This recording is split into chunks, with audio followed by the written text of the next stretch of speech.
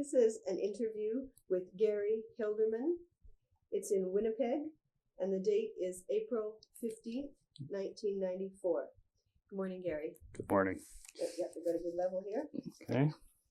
Thank you very much for taking time to talk with me today about your life and career in landscape architecture. I wonder if we could begin, please, by giving a little bit of information about your educational background. Well, let's start even before that. Where were you born and when? Okay, Linda. I was born in Winnipeg in 1940. Yes. The actual date? June 30th. Okay. And went to school here in Winnipeg? Yes. Went to school here in Winnipeg, and then after high school, entered architecture at the University of Manitoba. Mm-hmm. Studied architecture there for 4 years and transferred into landscape architecture at the University of Michigan in Ann Arbor, Michigan. And I graduated in 1965 at the University of Michigan with a Bachelor of Landscape Architecture degree. You didn't finish in Winnipeg then? You did the 4 years? No, I did 4 years and then took my credits, and they honored all my credits from here. So I only spent a year in Michigan to get a bachelor's degree. What was the reason for kind of changing there? I found we had an instructor by the name of Dennis Wilkinson from England, landscape architecture, that taught landscape architecture to architects in the program here. And it wasn't until I met Dennis and found out what landscape architecture was about that I realized that was the, is it coming through? Yeah. Oh, is it? Oh. It's a sensitive microphone. No. Yeah, sorry. Go ahead. That landscape architecture was really the profession that I was most interested in. At that time, I felt in my insides that I wanted to be a landscape architect, and I could never envision myself practicing architecture.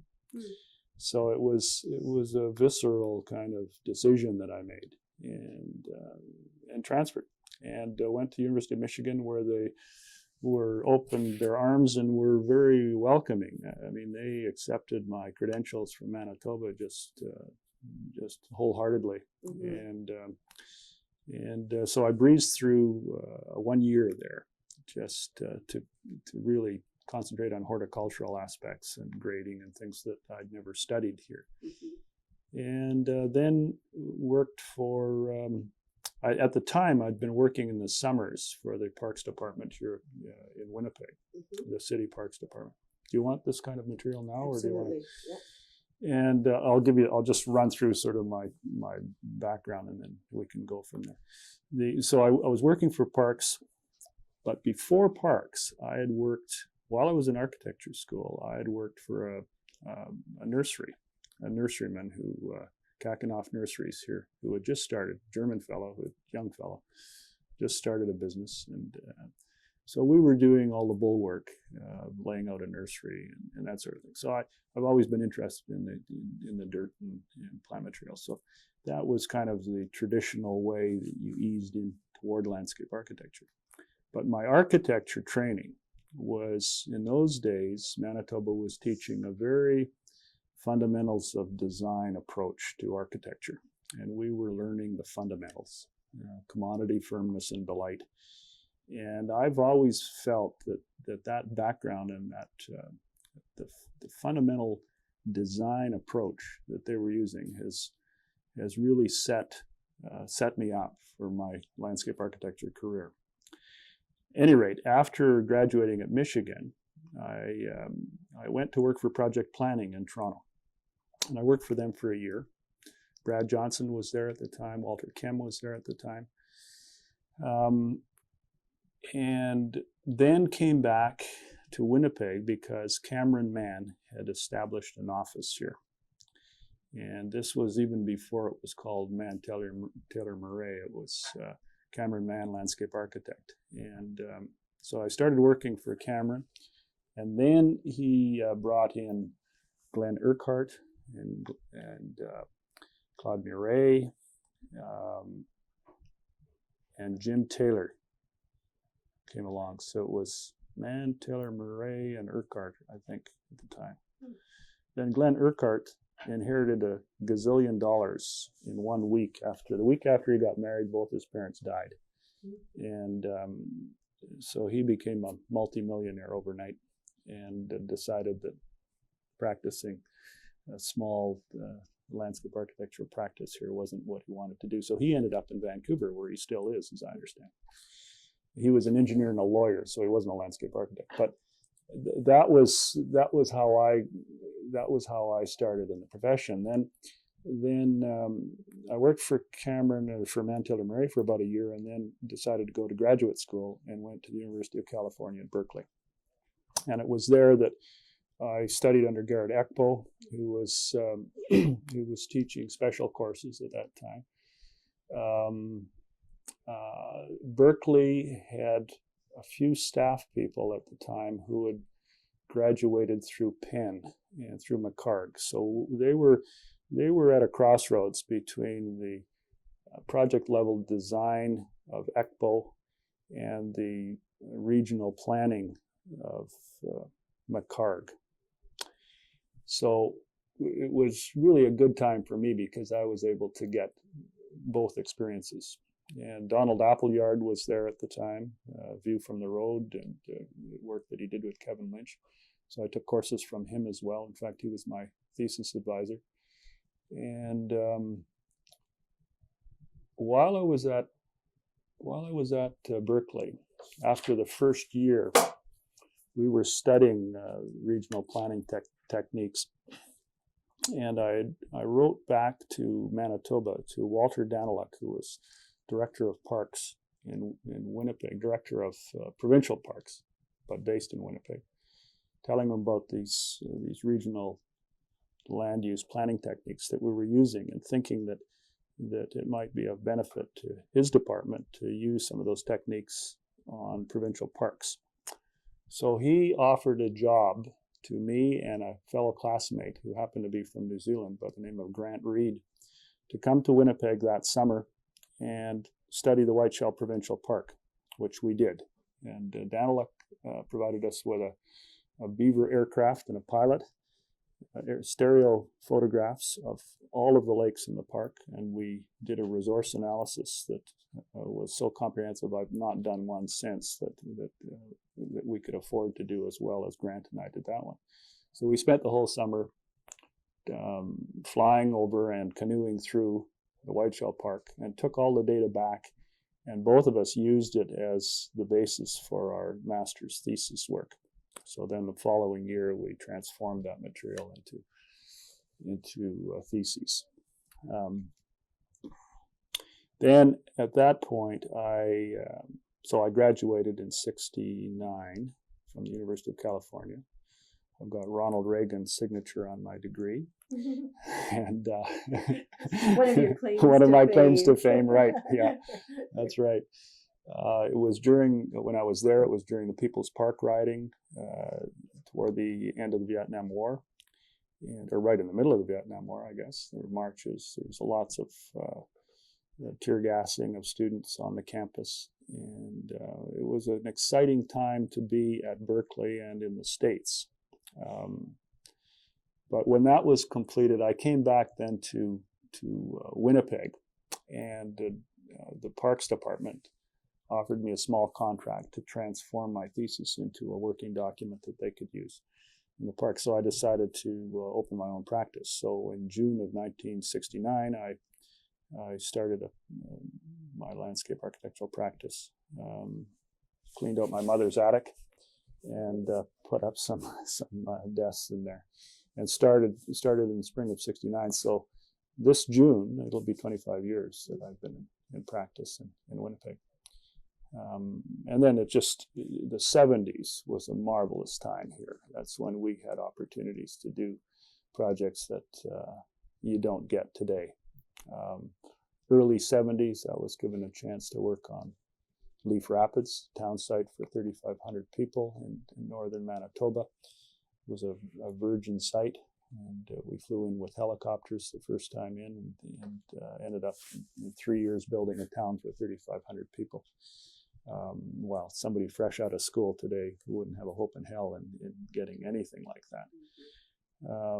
I was doing studies of the South Indian Lake region. That was before they flooded it. and commissions like explore the recreational potential of the tributaries to South Indian Lake. So I lived with an old trapper up there for 3 weeks and fished, sport fished all the tributaries into the lake. And, just marvelous, wonderful things. Did a lot of work in the north in those days. This was provincial or federally funded? Provincially funded, Provincial? Yeah, that was under the Schreier administration, and the NDP were doing a lot of work in attempting to take the mining establishment in Manitoba out of the typical. At the time, they were the mines were building towns for their mining personnel, and they were company towns. And the NDP was saying, no, that what we should do is have towns that are free towns, that are not controlled and operated by the mining companies, are designed and built with government assistance and the mining company contributing taxes to the development of the town.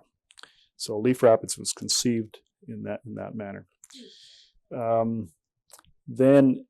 Then I started working in those days. Started working with some of the Indian bands, Garden Hill, and a few bands who were just beginning to. They were getting assisted through Indian Affairs to do some planning, some resource planning. They were in the process. Indian Affairs was of putting new housing in many of the communities and service systems, and so that's how we started doing work. Our firm started doing work in northern Manitoba, and today we do work in northern Manitoba, northern Ontario, northern Saskatchewan, with most of the bands in this region of the country, and it's a big part of our practice. What else happened in the 70s was a great time. Leaf Rapids, South Indian Lake, Garden Hill, Whiteshell Provincial Park. I guess it was in the late 70s, maybe. We did a big study in Saskatchewan, in the Qu'Appelle Valley, the Last Mountain Lake region, where we did a land use early warning system for them to determine what land uses were compatible with that regional landscape. That was in those days. We did a big study in Lac La Ronge of land uses all around Lac La Ronge in northern Saskatchewan. When I look back through the records, we really had some marvelous opportunities in those days. Then all through that time, our firm expanded, and I brought in. There was a fellow that worked for me by the name of Jon Fair, who was an architect. He became proficient in landscape architecture just through working in the firm. So, and Dave Whitty, who I'd met, he was a student still working for Provincial Parks, geography, planning background, and he worked with me. Eventually, Jon and Dave were both on the letterhead. It was called Hilderman, Fair, Whitty and Associates, the firm. And then over the years, Jon Fair went out on his own and started practicing architecture again. And Dave became more and more of a principal in the firm, started to undertake all of the northern work, the planning work that we were doing. And then he left for a couple of years and worked for the feds in regional, the federal parks system, and I think he was regional director of Parks Canada in the West for a couple of years, then came back. And then two fellows, Rob Crosby and Andy Hanna, who were employees, we made partners and sent them to Saskatchewan, where they opened up a branch office in Saskatoon. Rob was originally from Saskatoon. So we set up an office, and they're still thriving in Saskatchewan. And in the last few years, now almost 4 years ago, I guess, or 3 years ago anyway, Dave Whitty left, went back to UBC to study for a PhD in planning and geography, I guess. And 3 people that came through the ranks here, both at University of Manitoba, and where I taught part-time, and it's where I met them, and then worked in our firm here and worked up through the ranks, became partners. So now we have myself and Heather Cram and Jim Thomas and Jeff Frank are the principals in the Winnipeg office, and Rob Crosby and Andy Hanna are principals in the Saskatoon office. And they're pretty much autonomous. We still operate under Hilderman, Whitty, Crosby, Hanna and Associates. Both firms do. But the makeup of the firm has evolved. So during the 70s and the 80s, I taught part-time on a consistent basis at the University of Manitoba in the landscape department. And I taught a senior design studio and grading technology. Sure. I think that's very interesting that you went to the United States for, you mentioned earlier that your basic design training was through the University of Manitoba in the architecture program. Then the landscape architecture, all of your landscape architecture component of your education has been in the United States. Yes. And then you've come back and taught in Canada. How do you feel? I'm sure that you sort of had a quick glance through these questions. How do you feel that the education in the United States has affected your ability in Canada? Do you think that there's any design, is there an American design basis that you acquired that you've applied to the Canadian scene, or do you?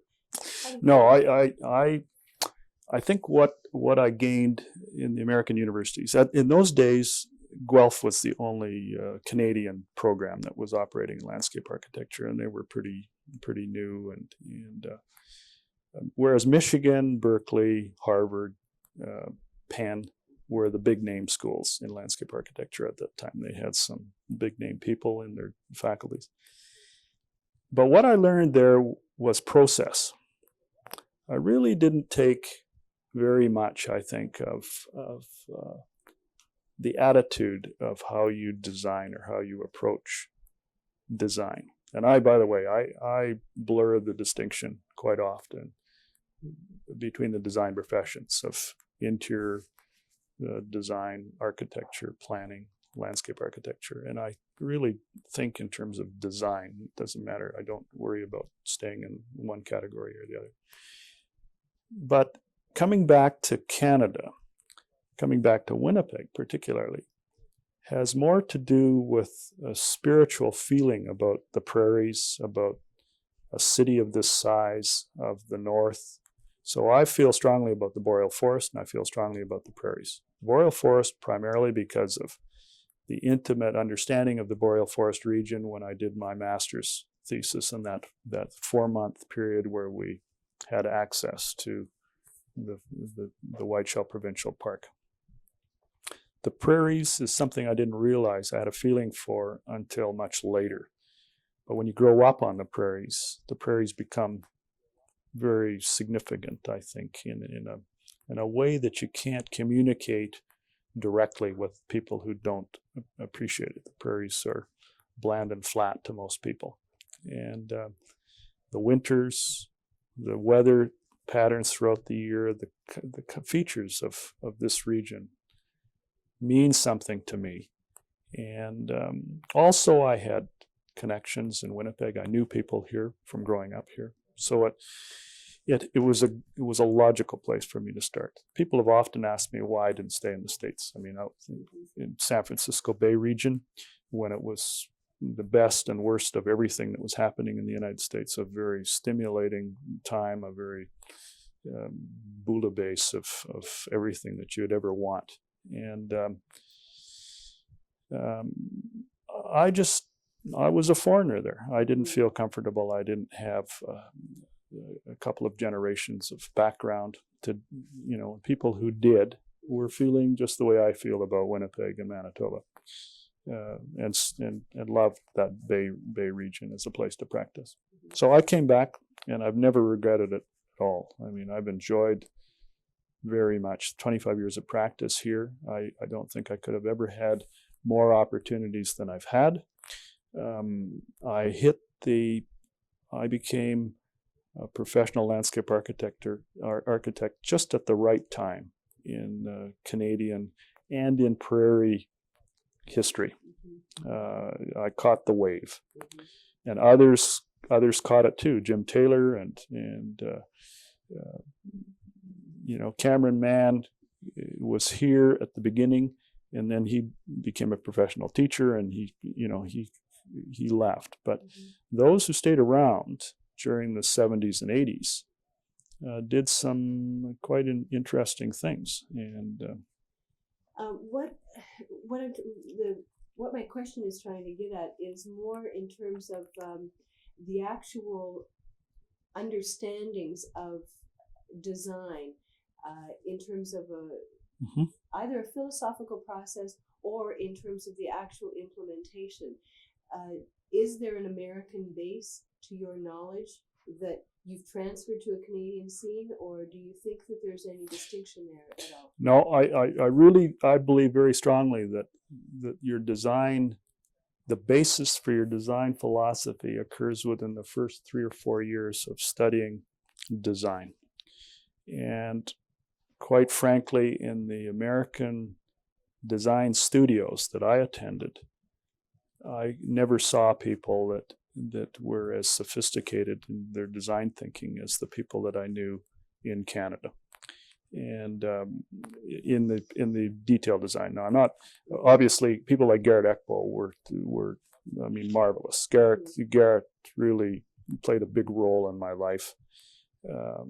He reinforced all the classical training that I think that I was getting,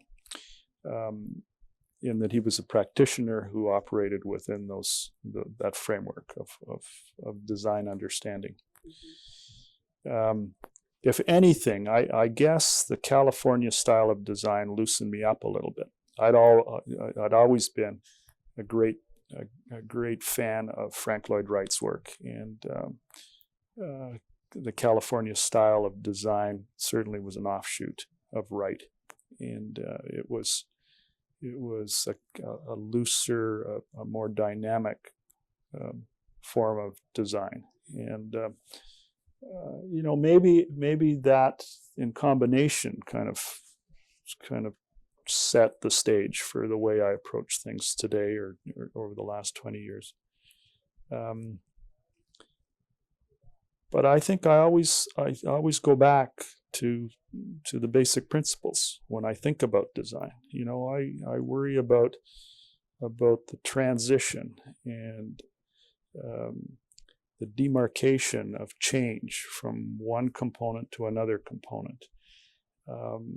Things that you see on classical architecture where posts don't meet beams directly. There's always some articulation of that joint. And we're starting to head back toward that. But that was those kinds of approaches fell into Ekbo's bailiwick, except he really was a very much more of an intellectual than anybody I've ever met, and really thought his way through what it meant and could write about it and speak about it. But my time at California, the primary thing that I took away from there was the understanding of how you look at regional landscapes in an intelligent, systematic way to allow decisions to be made. But one of the things that Ekbo and Appleyard brought to bear was that you could make decisions based on emotion. And the McCargian system produced analysis paralysis in many people. And we had classmates who could never come to grips with a decision. So I think that, but for me, it certainly taught how you could make better decisions by going through a scientific approach to analysis. Now, today, just jumping way ahead, the most exciting project that I'm working on right now is this plaza at the Forks. And here I'm going right back. I brought together a steering committee on this project right at the outset. A steering committee that you gotta wait. A steering committee a steering committee that we had on the team of people. We had an archaeologist, prominent archaeologist. We had a historian, Garry, the local architect, and kind of the very important person was a Indian spiritualist who grew up in Island Lake, Manitoba, and was teaching school in Brandon. And he's teaching Aboriginal studies in the Brandon school system here in Manitoba. Excuse me, are you the project director? Yes. Yes. All these people? Yes. Okay. Yep. So I brought those people together to have a workshop with us right at the outset. We were given the challenge of how do you commemorate 10,000 years of occupation at the Forks at the site that is considered to be the geographical center, heart of the Forks project, a site that's right off the junction of the Red and the Assiniboine rivers. So we brought these people together, put them in a room for a day, and we brainstormed what makes a sacred place, what should this place be, da-da-da-da-da. What happened at that meeting was a wonderful thing. Roy Mason, the fellow from Island Lake, teaching at Brandon, came to the meeting with a completely different view of the world around us and a way of expressing himself that was eloquent. And he talked about the little people who lived in the banks of the river systems before the coming of the European. And he talked about creationist myths or legends that various Indian cultures believed or used to express the genesis of man and the world. And out of that session, of course, then we had people like Garry, who very knowledgeable worldly architect, quite famous in his own right, who could speak about classical design and the way design was expressed by other cultures around the world. And we had historians, and there was the archaeologists, and people who were trained in the scientific approach to the world around us. And we started to debate how you talk about the world. Do you talk about it in the Western scientific thought, in which states that everything has to be proven, everything has to be theorized and then proven before it becomes fact? Or do you talk about it in the way that Roy Mason was talking about the world, that was in a much more emotional way, a much more faith way? And so we came to the conclusion that we had, for 9,000 years, we had people living in close contact to the world around them without the benefit of Western scientific thought. And they relied on their knowledge of the stars, climate, understanding of the dynamics of the river systems and the land. And then 100 years ago, 250 years ago, white Europeans first arrived in this part of the world. 100 years ago, the railroad arrived, we totally, since then, as a culture here in Winnipeg, have turned, as probably all over the world, turned away from an understanding of natural forces and are relying on technology to protect us from the elements, to air-conditioned heating systems, whatever. So today, we don't even know where the North Star is, let alone what any of the other star systems are. We don't understand what the true ecology of the river systems are as a lay community. So this project is an attempt to bring to bear all of the natural forces that are existing here in this place, and create space and sound and views and experiences down there that will remind people that all of these natural forces are still out there and they're still acting on us in some way. So we have the ability the astronomers are talking about naked eye astronomy. So we're creating opportunities for people to be able to understand more about the solar system. We've created opportunities for floodwaters to do things in this area. Wind is going to make sound. There's going to be fire in the winter time, a fire pit down in the bottom of this orrery that we've created. Anyway, all of these things bring to, in my mind, this need to go back to more spiritual decision making as designers, rather than only conclude design based on an accumulation of factual data.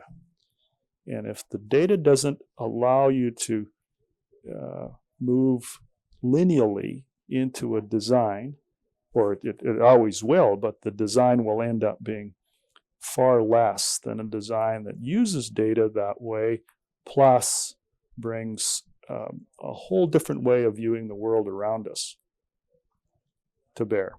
So for me, that's where I see the future, the design future. I think that and some people will say that's regressive. You're stepping backward to a time before, where design was, you contemplate your belly button for 60 days and you come out with a design, and it has very little meaning because it's. And what I'm saying is it's a combination of both things. So from inside, and it can happen. Happens best when people are totally immersed and familiar with an environment in which they're working, as opposed to parachuting in, learning through accumulation of factual data, and then drawing conclusions. Now, how much does that have to do with an educational background? Do you think that you could have done a better job on this project had you done your education in Canada? Do you think that has had anything to do with it? No. I think that the combination of being educated in Canada, living and growing up in Winnipeg, and then, of all my education, I spent 7 years getting from high school to a master's degree. 3 of those 7 years were spent in the States. 4 years were spent here. So it really is. It was just a broadening. But I don't believe the educational process is as important as your experiences when you grow up, where you grow up, and how you grow up. And that all we do in university and all we do in landscape architectural schools is kind of bring to bear a discipline that allows you to make decisions in an organized way. But when it boils down to the short strokes, the decisions you make have a lot to do with your cultural background and your experiences that go throughout your lifetime, that aren't just through the 3 or 4 or 5 years that you spend in graduate school or wherever. Now, one thing you haven't said, there's 2 words that have not come out of your mouth in all of this discussion, and that is plant material. What does that have to do with the landscape architecture and design? Well, I view plant material just the way I view bricks and steel and other things. It's just part of the palette of material that we work with. I think more importantly is what's the holistic environment in which we're working, the urban environment that we work, that still is affected by the place, the climate of the place, the natural features of a place. And plant material, I mean, one of the things that I guess that my practice right from the beginning wasn't a practice that dealt with the kind of prettying up of projects. Sure, we did planting plans, but we did as many projects that had to do with making land use decisions or design decisions about space creation, placing architecture in the landscape, working in a very more holistic way with the environment. And planting plans were like grading plans, were like layout drawings, were like learning how to detail a fence or a wall or a road. Just part of all of that.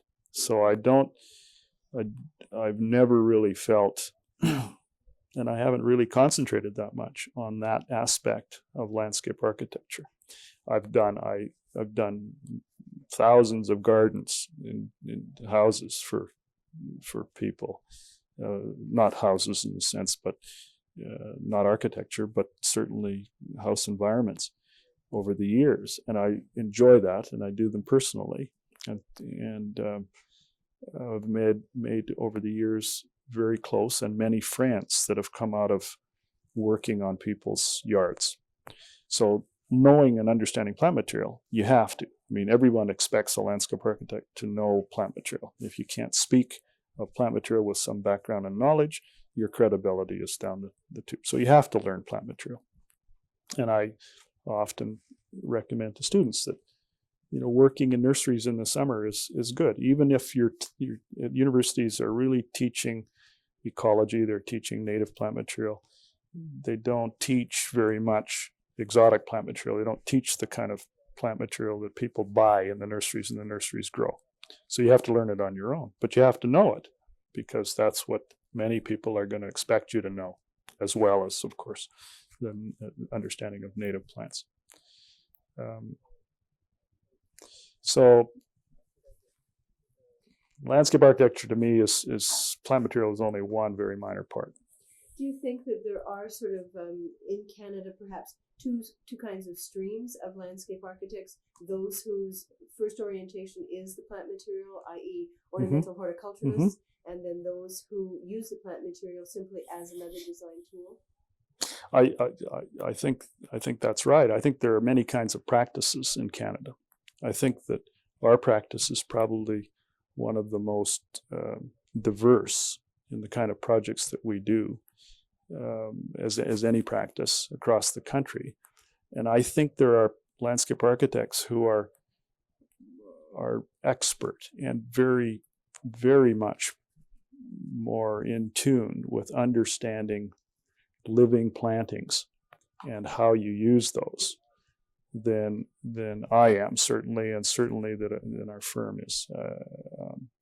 And that has to do more with, I guess, the nature of the practice.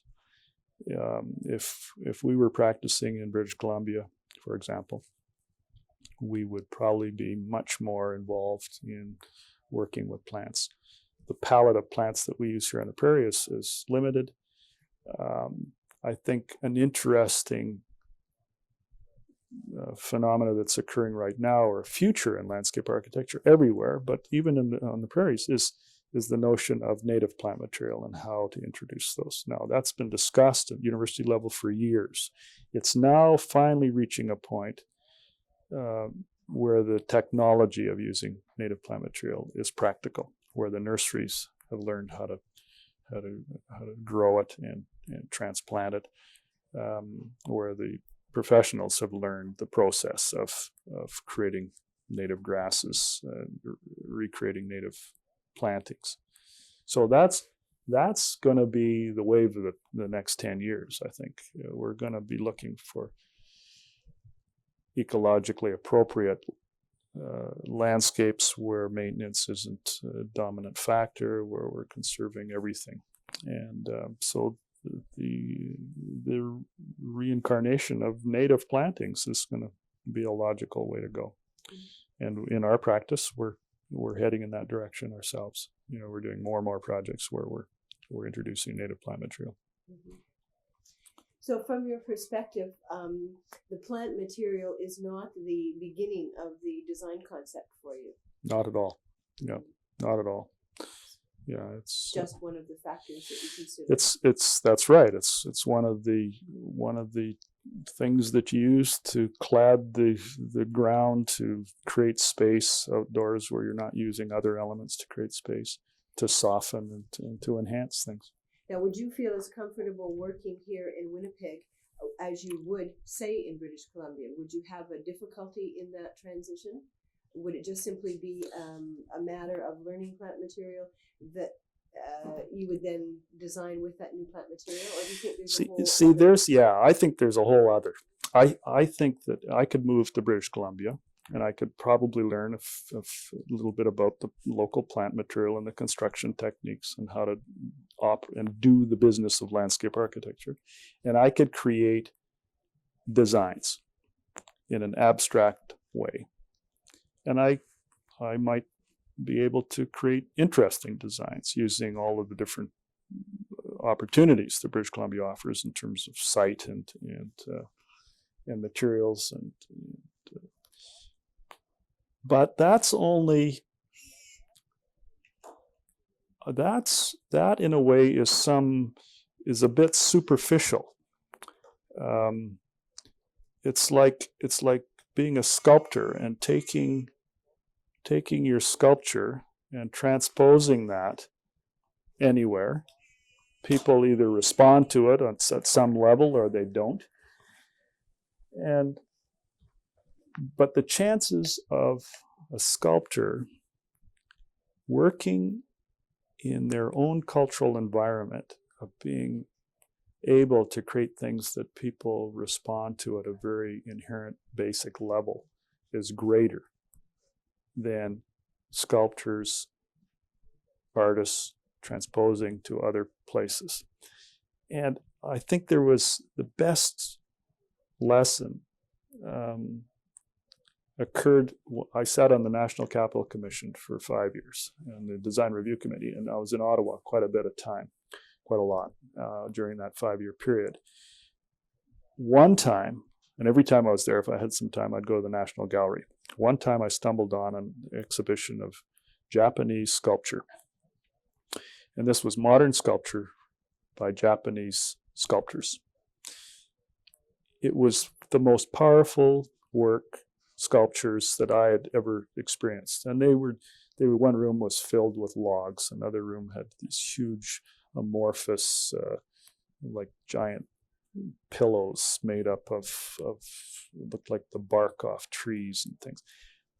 Sounds strange, but very, very powerful stuff. And it meant something to me and surprised me at the emotional response I had to this work without understanding anything about it. Then when I started to read more about it and read the words that the curators had put around these pieces and how they started to talk about this sculpture coming from 2,000 years of cultural history and through a discipline and a relationship with the land and a relationship with natural materials, and yet with this 2,000-year history of discipline behind it, it made even more sense. And it was sculpture that could only have come from Japan, in my mind. So I'm thinking there's a parallel there. I think that those of us who practice whatever we practice can do it best in the place in which we grew up. We can transpose much of it. We can do projects all over the world at a certain level.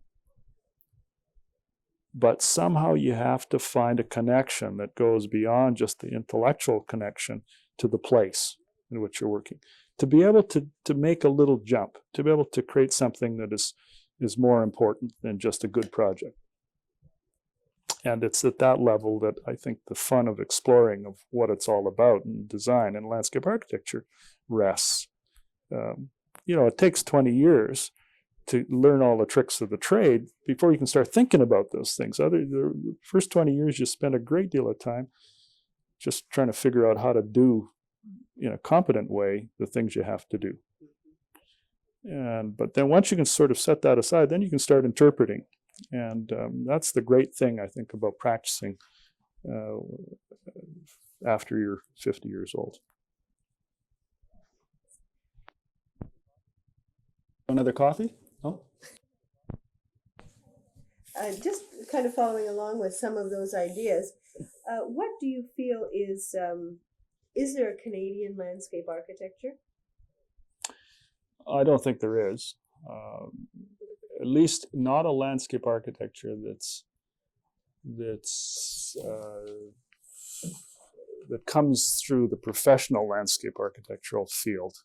I think there's certainly a Canadian landscape that comes through the way we as Canadians deal with the land.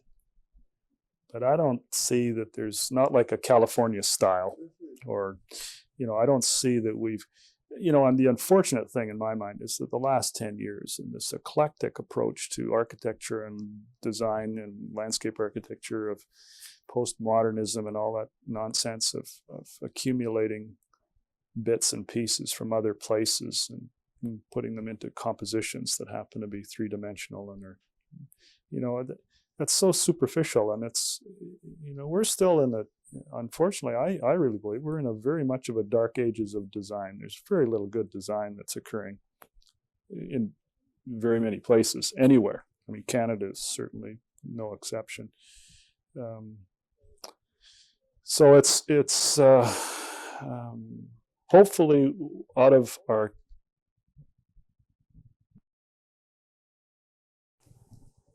okay. Okay, so hopefully this the general approach to the land, and in terms of trying to make decisions about the land that are based on sound understanding of the dynamics of our landscapes, will result in better use and better. See, when professional architects or landscape architects deal with something, we do things in a manner that oftentimes takes it away from a more honest, basic, direct cause and effect on that landscape. Now, let me see if I can think of examples of when we farm the prairies.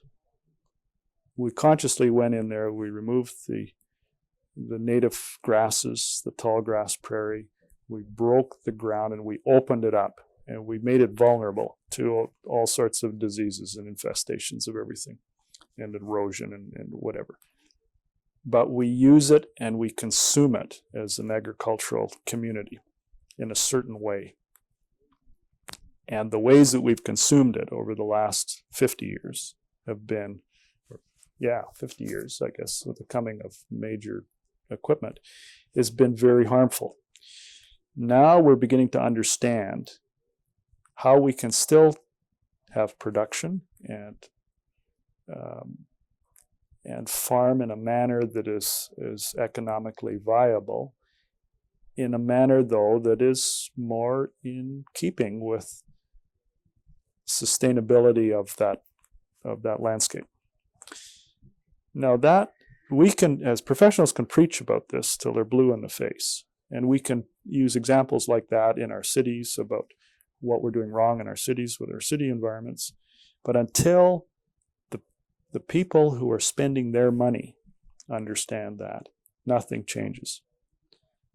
You sometimes, very likely that it's only once every 50 to 100 projects where you get a client who has got so much faith in you as a professional that they're willing to let you spend their money in the manner that you see fit. More often than not, people are saying, yeah, I'll let you spend my money, but you've got to convince me every step of the way. So, and those people are spending money and setting priorities the way they want to. And we're only mandarins of the people with the money. I mean, we use our egos to just talk to one another and satisfy ourselves. But in fact, we're just workies. That somebody else's money. We're saying, yeah, give me your money and I'll do something that'll satisfy my ego, but it won't be my money on the line to do it. So, I mean, we've become quite pompous in the field of landscape architecture over the last 20, 30, 40 years. And it's not really warranted because we don't really do much that changes the way things are. So the way things change have to do a lot more with the place and a lot more other factors that are coming into the scene or being put to bear than how convincing we are or what wonderful individual projects we produce as individuals that are going to set examples. But isn't that, it's a very moot point, and I think, because isn't it very cyclical? Isn't it what you do as projects that then the public learns about, and then Sure. That becomes their standard? That's quite right. You're quite right that if you can do one of something that's better than the ones previously, you set a benchmark that people follow. And and that's right. And I think that's really one of the benefits of the benefits that the profession brings to society. We add our little demonstration. And the better we are at doing that, and the more relevant we are, and the more we can really reach people at a very basic level after we do something, the more we're going to progress. Is that your role as landscape architects in Canada? Yeah, I think so. I think I've been over the years, I've had debates with people about should we be doing gardens for rich people? Everybody saying, we should be doing housing for the poor or something is far more beneficial. And I've always taken or better yet, should we be working for a developer, a dirty sleazebag developer that's only out to make $1? That's always the raging thing when you're leaving school. Everybody, oh no, we're not going to do that. We're going to just work on these honorable projects. And I've found that if you don't work for people, you don't give an opportunity to convince them about other ways of thinking about things. And people aren't inherently bad, no matter what they do. They've got their own priorities and their own goals, and you have to understand those. And then they have to be exposed to other ways of looking at things. And so if you don't work for them, you don't have a chance to convince them. So I've always taken on every project, doesn't matter who it is, that I possibly could. And I've never regretted that approach. Because after all, the sleazy developer is the one with the money.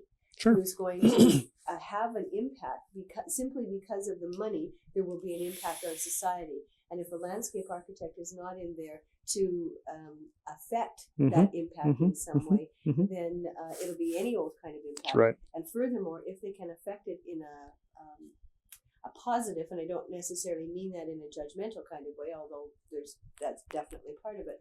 But if that can be affected in a positive way, then that has a major impact all the way down the line. Right. Because how does a person know that they want to have, for instance, certain kinds of trees or trees in general in their development if they're not given that opportunity once? And if it's there once, then the next step may be even something more. I can remember talking with someone when I told them what I was doing, and they said, well, what kind of do landscape architects do that I would even notice? And I said, well, when you're driving along the freeway, this was in Seattle, and I said, when you're driving along the freeway and there's something, either a median strip or there's something happened on the side of it, or a bridge, there's been planting along a bridge, or there's been some way of changing that environment or holding that environment. She said, oh, I never really thought about that. Well, now every time I drive down the road, I guess really when I drive anywhere, there's been an impact from that road on the landscape. And then if that landscape hasn't been totally deteriorated, I guess I can thank a landscape architect. And I said, yeah, that's probably a good way of looking at it. But most people don't even know what landscape architects do. No. No. And therefore, do you think that there's a need, from that perspective, for landscape architects to market themselves more, to make a higher visibility? I don't. We talk about that all the time at a professional level, and we're all marketing all the time. I mean, those of us in the private sector, those of us even in the public sector, what we do on a day-to-day basis is marketing our profession. We're either doing it at a very high level and we're communicating with people and we're convincing people, or we're not. And the better we are at attracting quality people to our profession, the better convincers we're going to be. And I think, we could spend a lot of money as a profession, putting out billboards or whatever. But that's not going to be as convincing as getting more people out into the community who are good people and good professionals and just doing their business. Mm-hmm. Are there other roles that landscape architects could be assuming, for instance, being in politics? Absolutely. I think in Winnipeg here, we have a situation where during the 60s and 70s, the University of Manitoba cranked out engineers by the hundreds.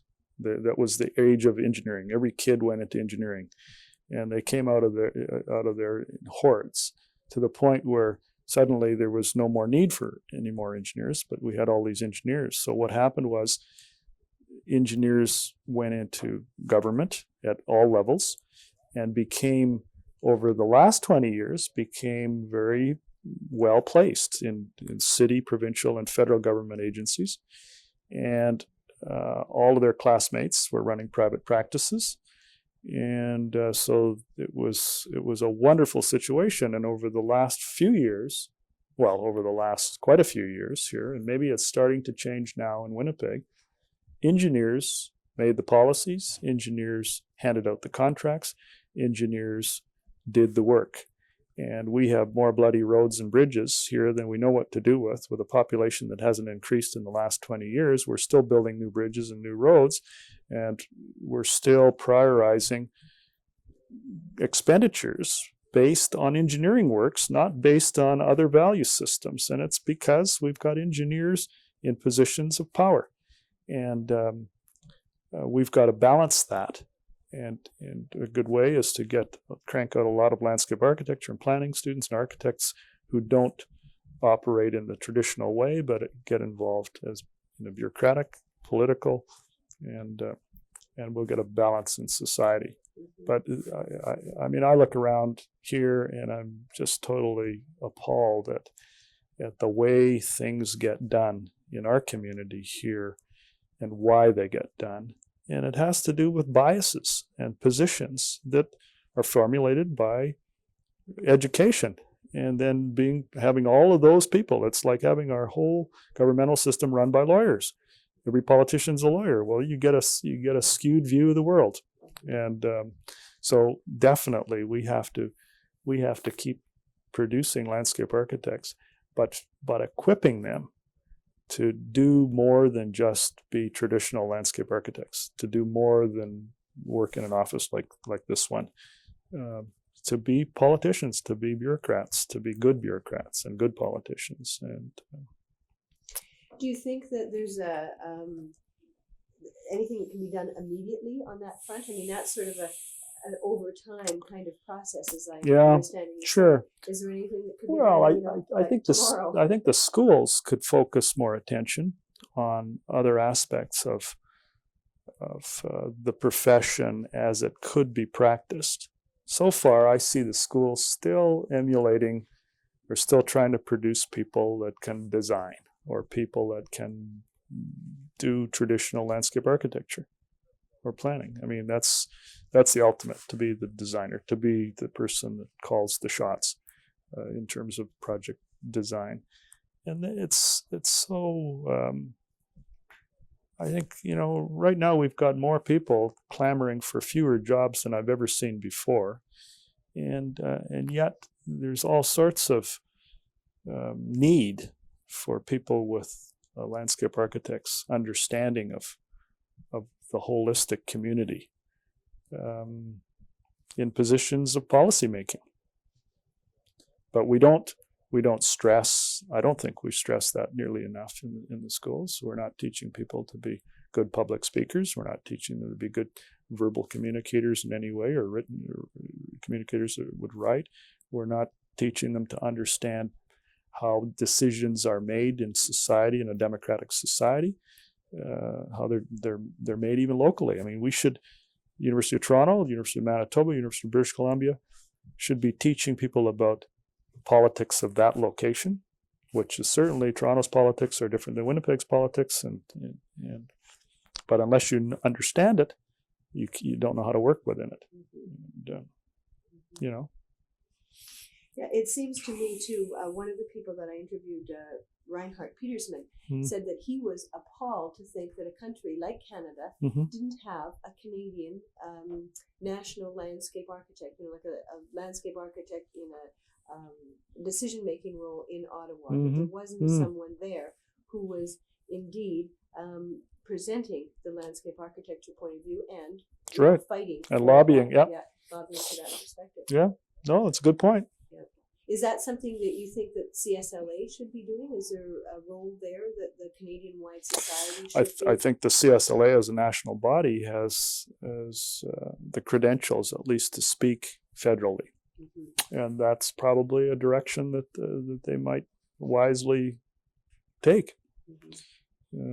Yeah, I would agree with that. I think that's right. And even perhaps to encourage component associations on a regional basis to have their voice heard. Yeah. To become better, to understand how you do get into positions like that where your voice is heard. Now, I think while we say that, there are people in the profession who are very much heard at a very high political level. Peter Jacobs being one, for example. Certainly people that have been around a long time are respected. Brad Johnson's. Those kinds of people are, I think, in positions of influence where they can speak. They know the people in political power at any given time. They know the bureaucrats at a high level. So they're asked for advice. And so we're maybe now at a point in the history of landscape architecture in Canada where we've got people of an age and an experience, and a number of them across this country for the first time, that are well positioned to influence what's going on at a high political level. It's never been that way. I mean, we've had so few of us who had practiced long enough to and were old enough to really be in a position of influence. And now we're there. So I think the future looks pretty good because we're going to have a steady stream of people now practicing and moving into those circles. Although I don't think they're nearly enough. No, sure. For the size of this country. No. What do you feel personally are your contributions to the profession of landscape architecture in Canada? I've employed a lot of people over 25 years, produced a lot of families. We crank out a lot of babies through the staff in this place. So that's been a contribution. Yeah, that's right. You want somebody to travel on all those roads and bring exactly. Yeah. So that's been one contribution. I think what we have done here though is we pioneered an understanding of how the profession, how we can work in the North. We've got now people in our firm who have got the confidence of many bands in northern Manitoba, northern Ontario, who are advising people on land use claims issues, who are advising them in many, many areas that have nothing to do with project level landscape architecture, but have to do with the land and how we view it. And I think that's one of the contributions that we've made. I think another is that we practice in a very broad way in terms of the kinds of projects that we do. And so we've taken landscape architecture away from just being a profession that deals with plant material. To being a profession that... Well, being a profession that deals with the building blocks of the environment, the architecture of the environment, the roads, the services, the buildings, every part of it. We get opportunities to put the whole package together, to work with engineers under our direction, to work with architects under our direction. It doesn't happen very often, but it happens. And I think it has, that kind of overview, the holistic way of looking at the environment has to be. I think we should be breaking down the professional straitjackets that we've been putting ourselves into. When you're a struggling new profession, you tend to do things to just get recognized. So you have to put circles around landscape architecture and define it so people understand what the heck it is. We've gone beyond that now, and I think we can start really looking at what we do and using each of our abilities, our personal talents, in directions that may fall outside of the profession as it's defined currently in the schools and by the CSLA, but yet is very beneficial to the communities in which we live. What might some of those areas be? Well, like you mentioned it earlier, politics. How do you influence political decision? That the other areas of demonstration, putting yourself in a position of influence where you can change the direction of the way things are done, so that you set examples. So. Okay.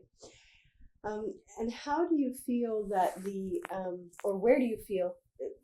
Sort of the same question, I guess. Maybe I should try to rephrase it a bit. But where the future of the profession of landscape architecture is, how do you see the profession? Okay, I see the profession. I think the edges of the profession are going to become blurred. I don't think it's going to be as clean and as definable and as comfortable, maybe, to many people. Our comfort level comes in being able to define things very, very sharply. So I think we're going to be, the edges are going to be all over the place. I think that more and more we're going to be involved in management, urban and suburban and rural landscapes.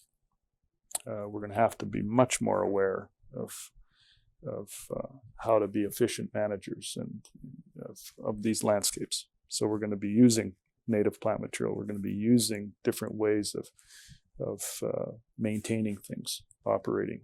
We're going to be changing the standards of expectation. And out of that's going to come a different character, a new visual character, a new places are going to look different. Places are going to maybe for the first time start to look instead of as any place in the Western world. Places are going to start to take a character that relates to the place, where the architecture reflects the place, where the placement of buildings reflects the climate of the place, where the plant material is used and reflects the local indigenous plant material rather than exotic imports. So I think that's the future, and that's long overdue. We've been too quick to bring granite from Italy to face or whatever, or tiles from wherever, and now we have to consciously make decisions not to do that because it's just as inexpensive. In fact, lots of time it's cheaper to import something from some other country where they're made at a cheaper labor rate than to use local materials. So our communities are no longer looking as if they only belong to that one location. At least, in Canada, we have got a legacy of Tyndall stone being used on our buildings right across this country comes from central Canada, comes from Manitoba, comes from Tyndall, Manitoba.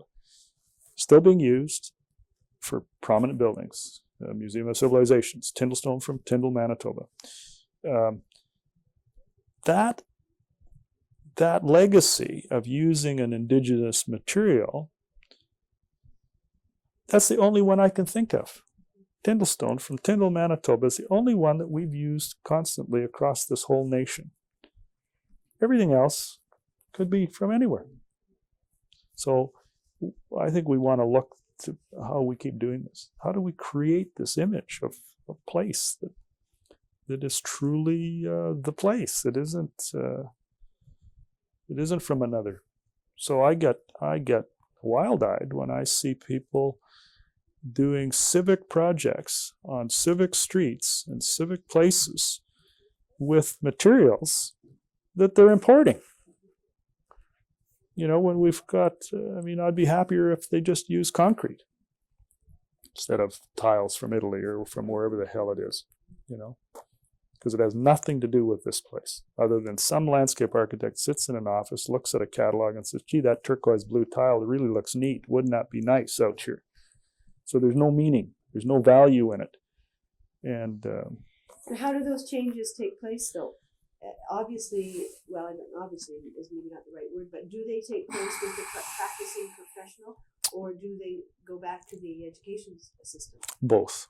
I think both, and I think it comes also from the demands that the users and the payers put on the professions.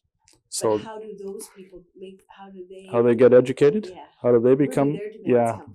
Well, you know, they surprisingly enough, people are traveling a lot, and people are asking questions, and there are a lot of people that have come from totally different professional backgrounds who very much as an avocation appreciate looking at cities and thinking about things. And there's a lot of very, very knowledgeable clients out there. And as the community becomes more and more sophisticated, and those knowledgeable clients are exposed to people like you and like me and others in the profession who can talk about things in a philosophical way, even if it's over drinks. Mm-hmm. The next time around, they're going to ask the right questions of the professionals who are building their buildings or doing their engineering or their landscape architecture. Mm-hmm. So that's helping. Mm-hmm. We have to keep bringing forward, I think, publicly, lecturing, writing, ideas that we believe important. And then the public will come up to speed. Look at Chicago. Chicago's a great city for its architecture. And the citizens of Chicago know architecture because it's talked about, it's written about, it becomes part of their pride, and consequently they're involved in the decisions. And when ugly buildings get built, people hear about it. And that has to do, that's 100 years of being concerned about architecture, and it's infused its way throughout the whole community. But are landscape architects likely to write about landscape architecture? Well, they should. They should be. We don't. Not enough of us do. Mm-hmm. We should be. Mm-hmm. I think we should be making it possible for students of landscape architecture to recognize a facility in a certain area and not be kind of nudged in the direction of traditional landscape architecture. So if you're a writer and you understand the profession, well, then they should be encouraged to write about it. And that really is the school system, isn't it? Because what they do is, here's our standards of judging your ability as a student, and they happen to be, how well can you design this project? That's right. They don't have anything to do with how well can you write about this project. That's right. So there's a need there to re-educate the educators in terms of what the profession needs. Do you think, is there very much discussion of that? Because in your role, you kind of have a foot in both camps. No, there is a discussion. I mean, the educators are continually struggling with the problem of what should we be educating people about, or what direction should we be taking, and they're pulled and pushed and torn. If we need somebody in our office to do a certain job, and we can't find those kinds of people out there, we'll blame the university for not producing those kinds of people. But the same standpoint, we expect the universities to kind of have a broader view of the future and of societal needs, and start to ask the questions that you're asking about where are we going and what kind of people would take us there, and to be sensitive to the inherent aptitudes of students that go through their departments, and have enough flexibility to be able to really to say, okay, you can write 10 times better than this guy. That person may be able to design a nice little playground better than you, but your writing and your expression of this and your ability to communicate should be of value just as that. And I think they certainly, some universities are able to do that more than others, but it's a moving target. It's something that's continually changing, and as soon as you sit pat for any length of time, you're outdated. Although my knowledge of university systems isn't particularly extensive, except from being a student in one for a lot of years, and I would feel that even if you were to go to, for instance, the University of Manitoba, and sit down and say, okay, this is, as landscape architects, go to them and say, this is where we feel the profession's moving, or even if it isn't, this is where we like to have people educated in this kind of direction. It's going to take them at least 2 years in good terms, maybe 5 years, to even respond to that, because they have to write curriculum, they have to get it approved, it has to go through all the processes, and by the time they've responded to the need, an awful lot of time has gone by. Not to say that the need is necessarily lessened, but there's not an ability to respond in a very immediate kind of way. And for any university to be able to say, in a design program, our criteria for judging you, for giving you this A or this C, is no longer simply based on your design, but on a broader range of things. Personally, I don't think that there's that kind of flexibility. No, there isn't. And the other, I guess you raised the point about time and the speed at which change takes place. And I'm becoming more and more patient, I think, over the years. I know that it's called past 50. I guess it is. That's right. And I'm beginning to see that, we have been incredibly impatient. And the wonderful thing about the recession is that it slowed things down. We haven't been able to screw things up as fast as we were. And, we've got a project, we've got the Forks here, which has really benefited by not being able to overbuild. They were hell-bent to fill that site up as fast as they possibly could, and then suddenly there was no money to do it. So now they've had a chance to reconsider, and now everybody's come to the conclusion that, hey, maybe open space is better than filling it up. So I think we have to keep looking for the things that are basic, whether it's in the educational system or in the way we personally work on projects or whatever. We have to go back to basic principles and keep moving those along. And there's going to be a whole bunch of garbage that occurs on the surface, and the turquoise blue tiles from Italy are going to come and they're going to go. And but once we build a building and we fill a site up, we know that we're going to have 100 years in which a building will exist on that site, and the precedent will be set, and we're always going to end up with buildings. And if we're building buildings like we do in Winnipeg on the prairies that are very high and sticking way up in the air in the downtown area, and then begin to wonder why people will get blown down on their knees at Portage and Main, it's very obvious. And but again, those tall buildings were insisted upon and demanded and allowed for all sorts of different reasons, except when we have reasons that are important enough to us as a community, we do put restrictions. So Washington, D.C. puts height restrictions. Ottawa struggling to put height restrictions to prevent the Parliament buildings from being dwarfed and screened by high buildings. So we can do it as long as we're consistent with the criteria in which everybody operates economically in the community. It's when you change the rules every second administration that you run into trouble. So that's why your notion earlier about getting more people in positions of political influence is right, because you need to have these kinds of understandings about how communities unfold and how cities unfold over time.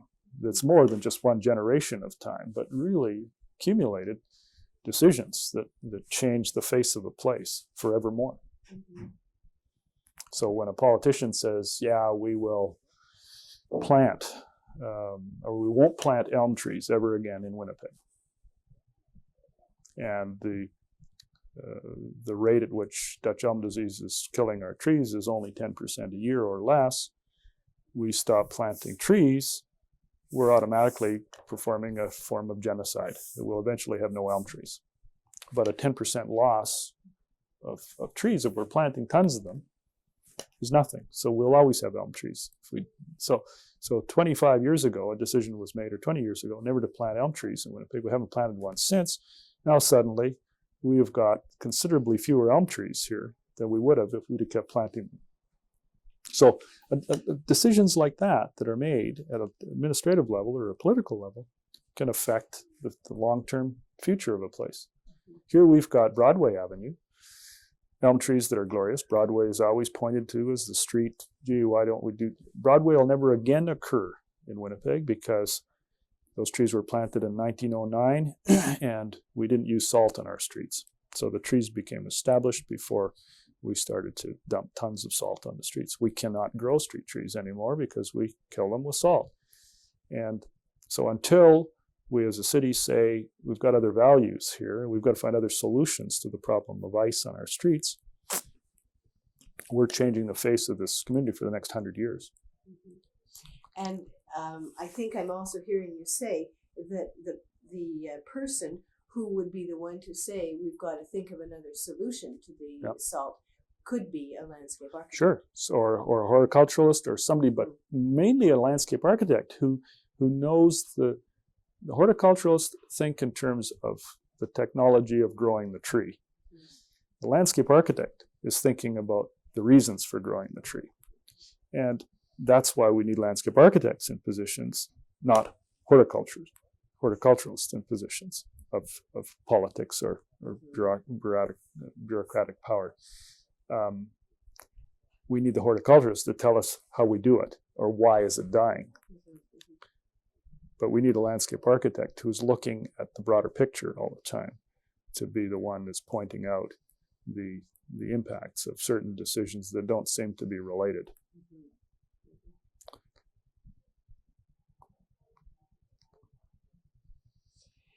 Yeah, I think one of the things that's been mentioned to me time and again is how landscape architects can function in that type of role, that the education base is broad enough that landscape architects can have a much broader vision than a lot of other professionals do. Mm-hmm. And that you're certainly corroborating that idea that landscape architects would be the ones to.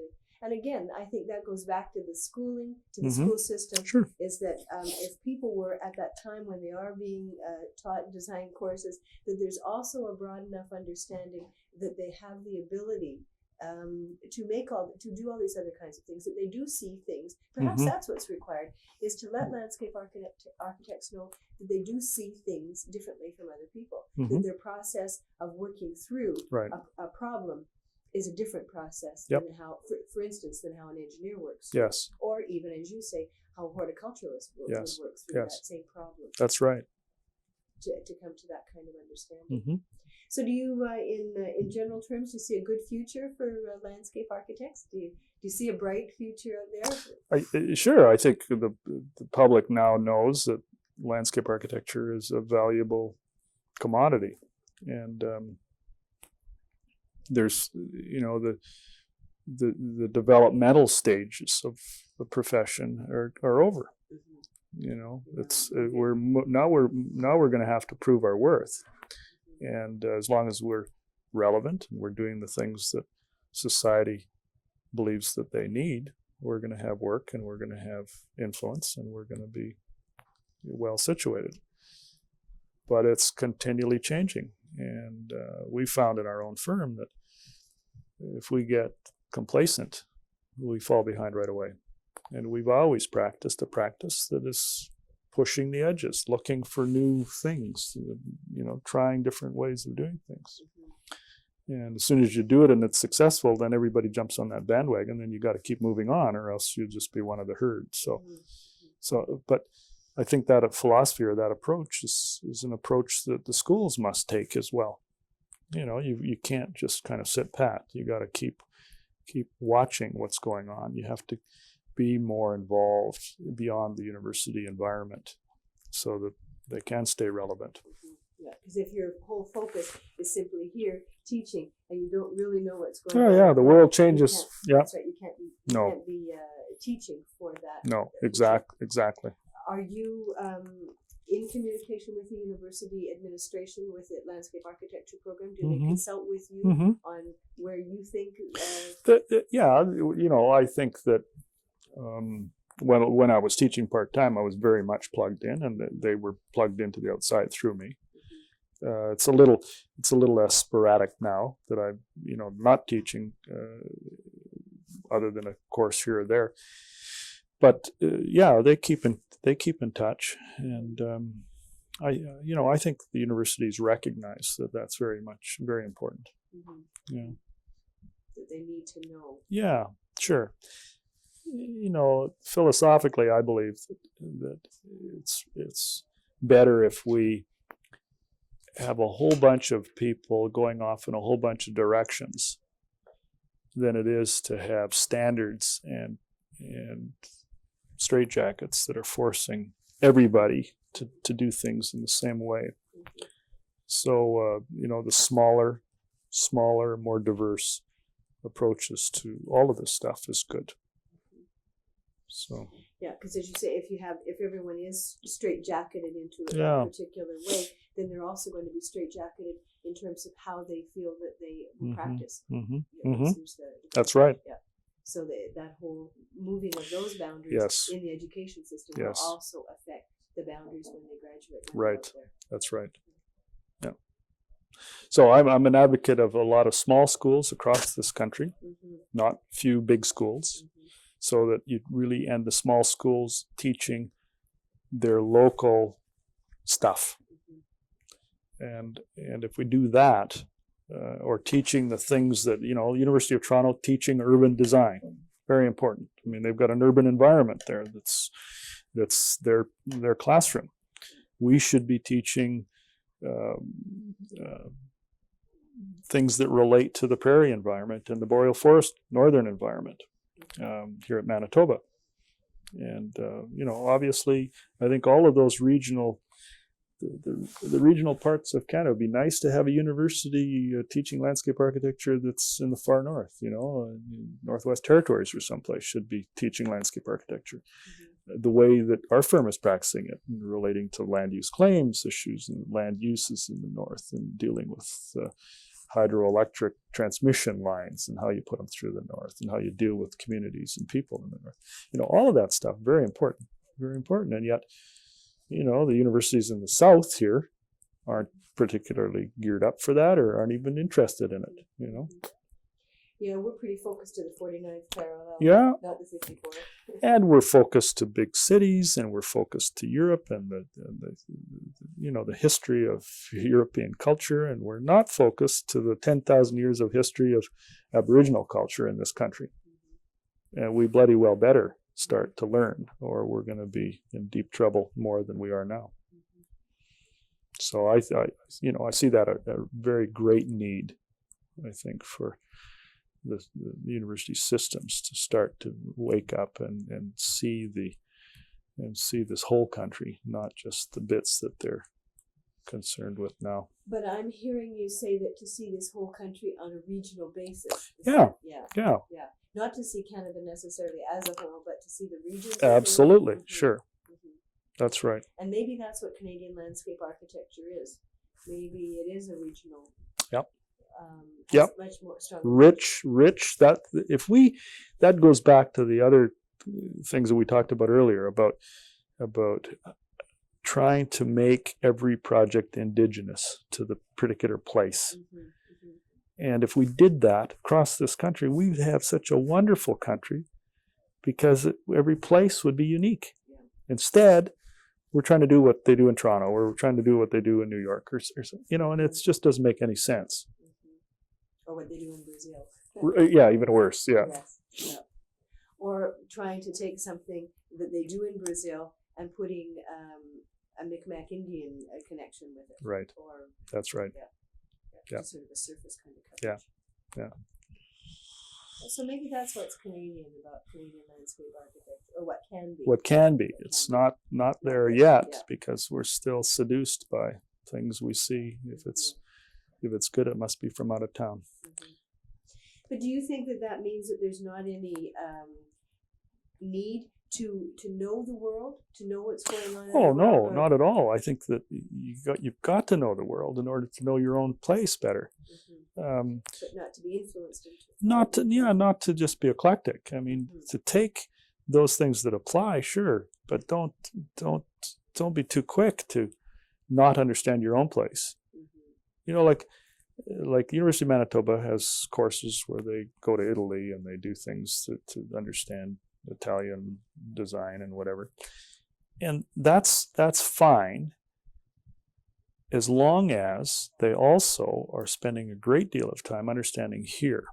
And then they can kind of understand here in a perspective that, and it's when we are too quick to go away to get our jollies and forget about really understanding the place in which we spend our lives. Because you can be sure that somebody from Florence isn't coming to Winnipeg to learn anything. It sounds like a pretty good place to start.